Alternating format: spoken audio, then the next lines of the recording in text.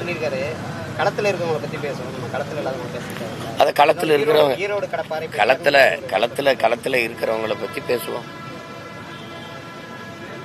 களத்தில் யார் இருக்கா? களத்தில் யார் இருக்கா? கட்சி ஆரம்பிச்சு விக்கிரவாண்டி தேர்தலில் நிற்காம ஏன் பண்ணாரு? கட்சி ஆரம்பிச்சு ஈரோடு கிழக்கில் அதே அங்கே கடப்பாறை இருந்துச்சு, அங்கே வந்து நிற்க வேண்டியது தானே? கடப்பாறை பிறந்த ஊரில் திமுகவும் நாம் தமிழர் கட்சியும் தானே மோதிச்சு ஈரோடு கிழக்கில்.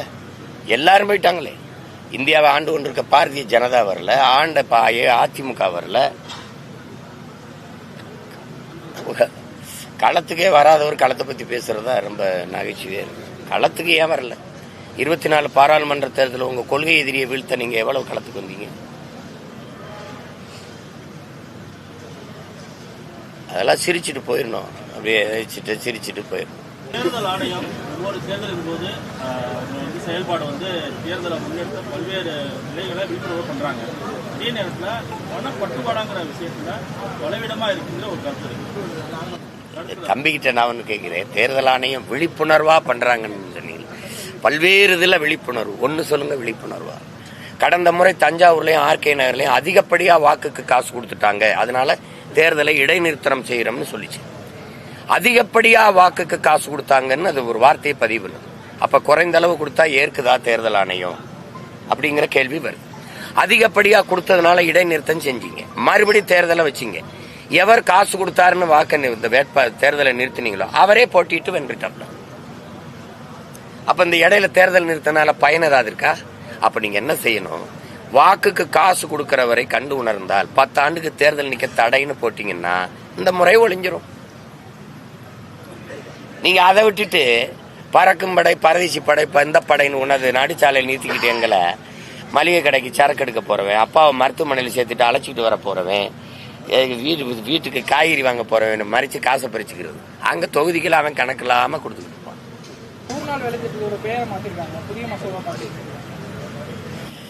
அது அவங்களுக்கு வழக்கமாக தானே. இப்ப சிறுநீரக திருட்ட முறைகேடுன்னு சொல்லணும். இப்ப வாக்குக்கு காசை வாக்காளர் உரிமை தொகைன்னு சொல்லணும். மாத்திக்கிற வேண்டியதானே. இலவசத்தை ஏன் சொல்லணும்? இலவசம் அது எல்லாரும் திட்டுறாங்க. அப்ப விலை இல்லா அது மாதிரி 100 நாள் வேலை திட்டத்தை 99 நாள் கூட்டல் 1ன்னு வச்சுக்கிற வேண்டியது. பொங்கல் பணம் தரணும்னு சொல்லி எடப்பாடி கூட 5000 ரூபாய் தரணும் அரசுன்னு சொல்லியிருக்காரு. இது பலது நம்ம சொல்லிட்டோம். அவங்க ஆட்சியில் இருக்கும்போது 5000 கொடுக்கணும்னு திமுகவை சொல்வதும், திமுக எதிர்கட்சியா இருக்கும்போது அதிமுக 5000 கொடுக்கணும்னு சொல்றதும் இது வாடிக்கை. இது ஒரு தேசிய அவமானம். இதெல்லாம் ஒரு தேசிய அவமானம். குடிகளை ஒரு அவமானப்படுத்துறது தன்மான இழப்புன்னு நான் நினைக்கிறேன். நீங்க தமிழர்களுக்குன்னு இருக்கிற ஒரே ஒரு பண்டிகை, அவனுடைய தேசிய பண்டிகை பொங்கல் தான்.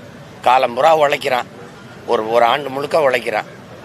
அந்த பண்டிகையை அவன் புடவை எடுத்து இது பண்ணி கரும்பு வாங்கி, காய்கறி வாங்கி, வெல்லம் வாங்கி, இது வாங்கி, அரிசி வாங்கி ஒரு மகிழ்ச்சியா கொண்டாட முடியாத வறுமையில இருக்குது. 1000 ரூபாய் பொங்கல் கொடுக்கணும், 5000 கொடுக்கணும், இலவச வேட்டி சேலை கொடுக்கணும், வெல்லம் கொடுக்கணும், அரிசி கொடுக்கணும், ஒரு முளை கரும்பு கொடுக்கணும், கூடவே ஒரு கயிறும் கொடுக்கணும், தூக்குல போய் தொங்கி சாகிறது. இது ஒரு காட்சி, இது ஒரு கேவலம். விளைய வச்ச நெல்லை வீதியில போட்டு முளைக்க விட்டு இப்படி என்ன நீ 1000 500 கொடுத்துக்கிட்டு 5000 கொடுத்துக்கிட்ட? நீ பள்ளிக்கூடம் நீங்க கட்டினில. நாட்டினுடைய செல்வத்திலே ஆக சிறந்த செல்வம் அறிவு செல்வம். ஒரு நாட்டின் எதிர்காலம் வகுப்பறையில் தீர்மானிக்கப்படுது. இதுதான் உலக பெரிய தத்துவம். அது எல்லாருக்கும் தெரியும். அறிவு கருவறை அங்கதான் இருக்கு. அந்த பள்ளிக்கூடத்தில் படிக்க போன பிள்ளை இடிஞ்சு விழுந்து சாகுது. நீ இப்பதான் கட்டி திறந்துருக்க. இது என்ன சொல்ல வர? அரசு பள்ளிக்கூடத்துக்கு வராத புள்ள செத்து போயிரும், தனியார் பள்ளிக்கூடத்துக்கு போன்னு சொல்ற. அதான அதுல அர்த்தம். ஏன் படிக்கிற பிள்ளைய படிக்கிற பள்ளிக்கூடம் கல்லூரியில் இப்படி கட்ட மாட்டேற? மருத்துவம் பார்க்குற மருத்துவமனை இவ்வளவு கட்ட மாட்டேங்கிற?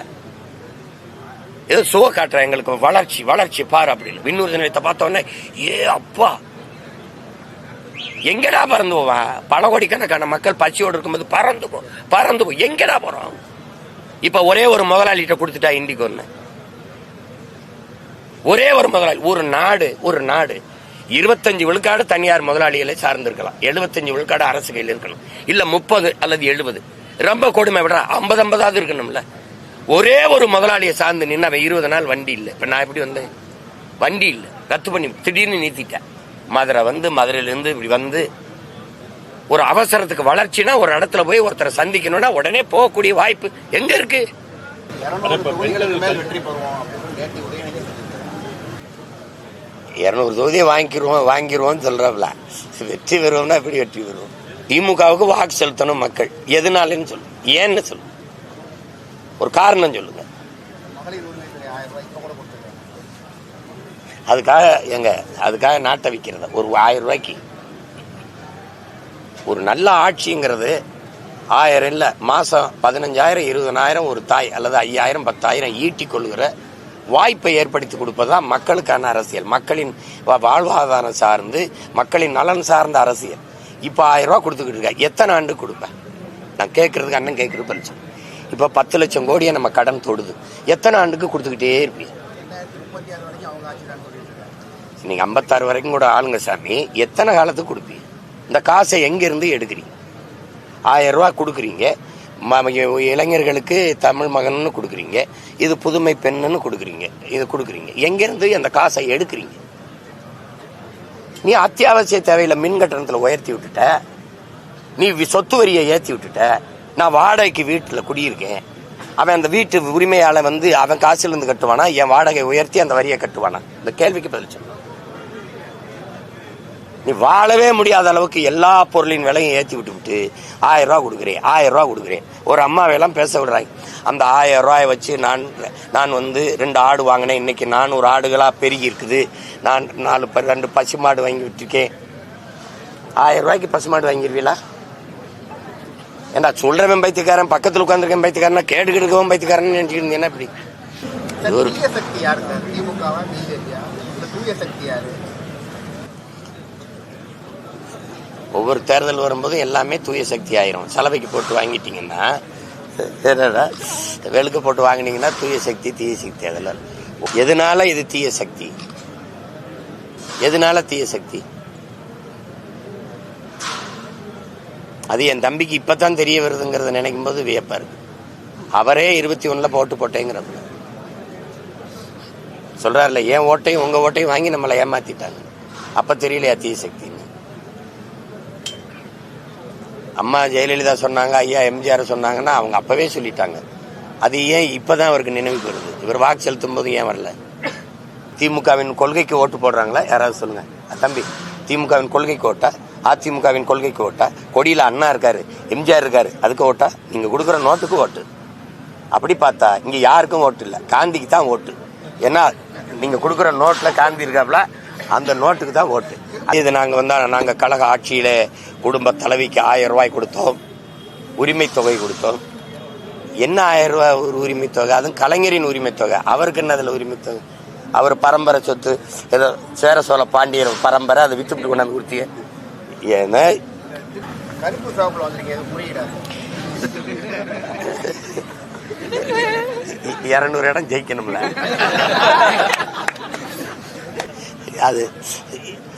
அதாவது நாங்க இயற்கையின் பிள்ளைகள் எல்லாரும். இந்த இவங்கெல்லாம் சாமியை காப்பாற்ற சொல்ற பாருங்க, திருப்பரங்குன்றம்னு அவன் சாமியை காப்பாற்ற போராடுறான், நான் வாழுகிற பூமியை காப்பாற்ற போராடுறேன்.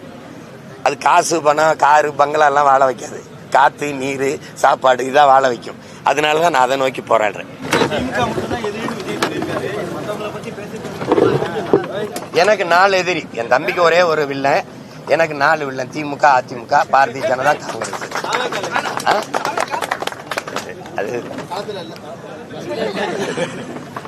அது போய் எதுக்கு தம்பி கட்சி? அதை போய் அது தட்டி தான் கொடுக்கணும், தட்டி தான் கொடுக்கணும்.